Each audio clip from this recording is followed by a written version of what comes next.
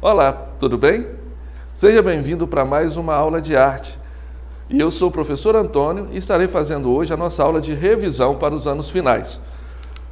Na aula de hoje nós estaremos falando sobre dois grandes artistas brasileiros, cada um na sua área, mas em um certo momento da vida, que são artistas contemporâneos, eles se encontraram.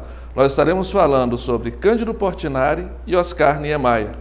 Vamos falar das suas ações, das suas características, movimentos artísticos aos quais os dois pertenciam, e vamos falar um pouco da história desses grandes artistas brasileiros.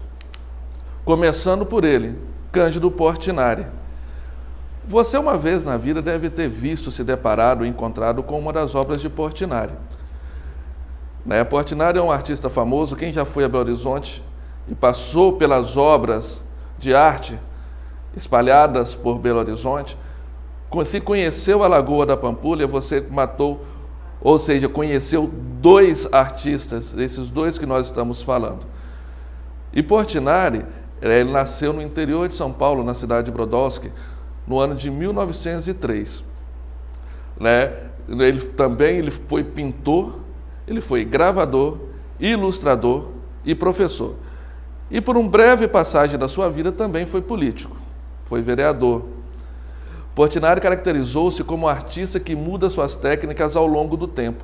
Ele vai aprendendo, foi aperfeiçoando e foi realizando dentro da sua obra, modificando assim a sua visão.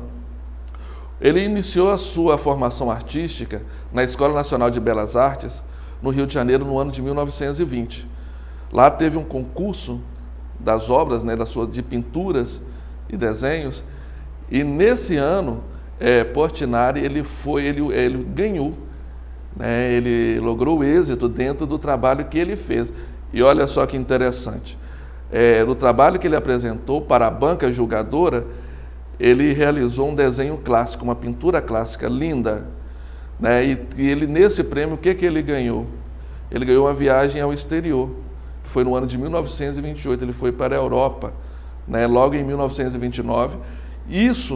Esse momento, essa passagem, o ganhar esse prêmio, mudou completamente a vida de Cândido Portinari. Mas por que mudou, professor? Lá ele teve a oportunidade de conhecer vários artistas, de vários movimentos artísticos. Ele teve a oportunidade de não só conhecer, mas estudar com esses artistas e captar de cada um pouco das suas técnicas. Lá ele conheceu Giotto, ele conheceu Piero, ele conheceu Amadeo Modigliani, e o mais famoso que vocês também devem conhecer, ou pelo menos ter ouvido falar, que é o Pablo Picasso. E nesses artistas, ele incorporou um pouco da sua arte, um pouco das técnicas que cada um desses artistas usavam, um pouco do movimento artístico que esses artistas representavam, e trouxe para a sua arte, trouxe para a sua visão como artista brasileiro. Uma das características, prestem bastante atenção, uma das características de Portinari era pintar o seu redor, pintar aquilo que era para ele palpável, aquilo que ele via. Ele cresceu dentro de uma fazenda de café. Os pais dele eram produtores de café no interior de São Paulo. Então, o trabalho dentro da lavoura de café era o cotidiano para Portinari. Então, nesse trabalho, nessa visão, nesse dia a dia dentro da fazenda, ele buscou representar muito bem o trabalho, principalmente o trabalho braçal, no início das suas obras. Então, você vê nas obras de Cândido Portinari, olha esse exemplo, olha esse quadro.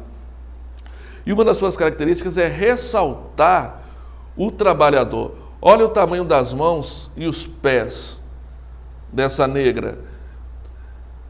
Isso representa o quê? Da onde ela tira o sustento, a força. Então, as pinceladas, podemos dizer até que muitas vezes parece maior e é antiestético, não é tão bonito. Ele representa o quê? É onde vem o trabalho, onde vem o sustento, de onde vem a força desse povo. Nessas duas telas também, você vê que é a série de café, Tem a mais famosa que está ao seu lado direito, que é o lavrador de café, e do lado esquerdo você vê também vários lavradores de café. Né? Isso representa o seu cotidiano. E eu ressalto de novo, olha o tamanho das mãos, os pés e braços, a força do negro tirado através do trabalho braçal. Aí representando também, né, o trabalho braçal, o trabalho dentro da fazenda, ressaltando muito bem as características, né, do povo negro, do povo africano, mas aí já começa-se também um pouco a mudança, que vê que começam algumas linhas, se você parar e começar a analisar, os trabalhos também de Pablo Picasso dentro do cubismo. Aqui já fica mais explícito nesse quadro, né, nesse não é um quadro, ele é um mural, que representa também a entrada de Portinari dentro do mundo cubista, das influências que vêm de Pablo Picasso. Continuando dentro dessa, vamos dizer assim, dentro dessa influência de Picasso, aí já vê a boemia de um lado, a boemia, né, de São Paulo, do samba, do chorinho, e as brincadeiras de crianças do outro lado. Aqui já é uma visão um pouco mais triste, mais não falar deturpada, mas curiosa, né, dos retirantes. Portinari teve a oportunidade de estar junto com o poeta, fazendo o caminho, conhecendo como era o Nordeste daquela época, e dele ele também retirou uma série de quadros e pinturas chamada Os Retirantes. Ele teve a oportunidade de fazer, né, uma caminhada, um passeio, uma pesquisa, não é nem passeio, né, uma pesquisa, junto com João Cabral de Melo Neto, que escreveu o livro Morte e Vida Severina, e ele pintou vários quadros, né, uma série de quadros, representando o retirante brasileiro. E dentro do livro, do poema, a gente tira esse fragmento. Morte que se morre da velhice antes dos 30, de emboscada antes dos 20, e de fome um pouco por dia, de fraqueza e de doença, é que a morte severina ataca em qualquer idade, e até gente não nascida. João Cabral de Melo Neto, que fez essa parceria junto com Cândido Portinari, para poder trazer através da poesia e através das telas a morte e a vida severina. O nosso outro artista, Oscar Niemeyer. Se você também rodou pelo Brasil, o nosso Brasil, não só o Brasil, mas grande parte das grandes capitais do mundo, você vai encontrar uma obra de Niemeyer. Só que ao contrário de Portinari, ao invés de usar a tinta e o pincel, Niemeyer usava, além do seu desenho, o concreto armado. Ele é considerado como um grande gênio da arquitetura, não só para o Brasil, mas é um gênio mundial. Mas por que, professor? Niemeyer ele fez diferente. Ele buscou não só desenhar, mas transformar o seu desenho em algo concreto. Desculpa o trocadilho, mas é realmente concreto.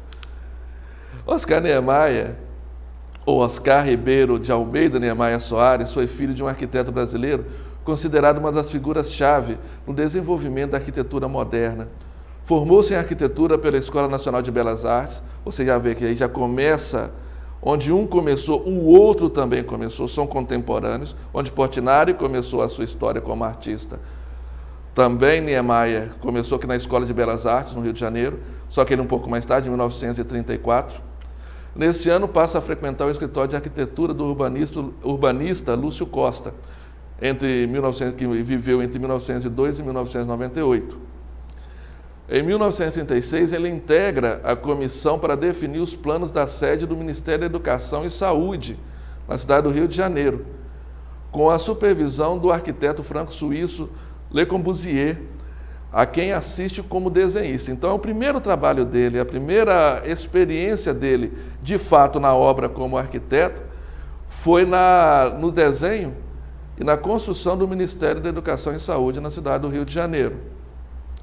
Entre 1940 e 44, ele projeta por encomenda do então prefeito de Belo Horizonte, Juscelino Kubitschek, o conjunto arquitetônico da Pampulha, que se configura como um marco da sua obra, pois rompe com os conceitos rigorosos do funcionalismo e utiliza sua linguagem de formas novas, de superfícies curvas, explorando as possibilidades plásticas do concreto armado.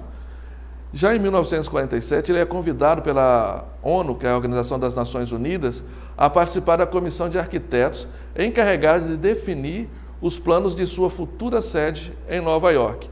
Nesse momento também, Oscar Niemeyer e Portinari se encontram. Por quê? A sede da ONU, na cidade de Nova York, tem os traços de Niemeyer. E na entrada tem um painel de Portinari, que chama-se Guerra e Paz. Então, os dois artistas se encontram em várias etapas de suas obras. Essa é a igreja de São Francisco, localizada às margens da Lagoa da Pampulha, no bairro da Pampulha, em Belo Horizonte. Olhem as curvas. Você já viu uma igreja dessa forma? E olhe esse painel, tanto esse painel que reveste, ele é feito de porcelana, as obras, o desenho, os traços, é de Cândido Portinari.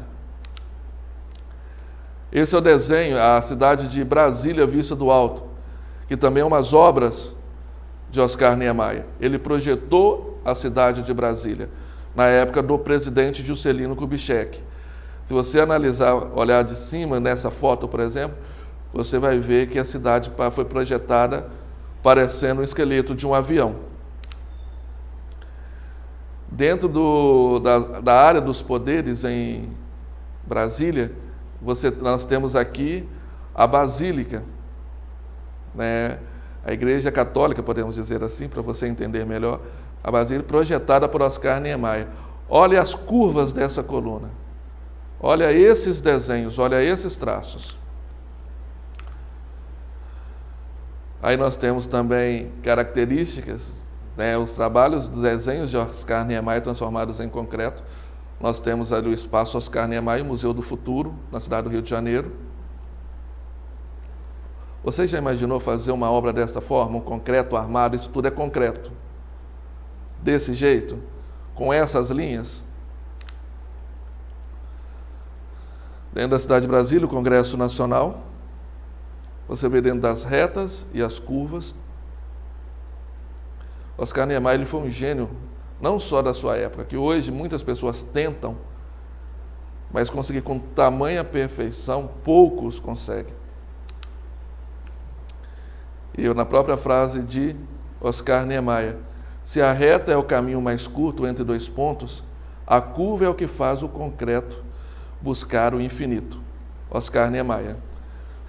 E então, para acessar nossas atividades na plataforma Smed TV, aponte a câmera do seu celular na imagem que aparece aqui no canto da tela e se inscreva em nosso canal e acesse todas as nossas redes sociais. Entra lá no YouTube, deixe o seu joinha nas nossas aulas, que isso é muito importante também para nós, sabendo que você está ligado. Muito obrigado e até a próxima aula.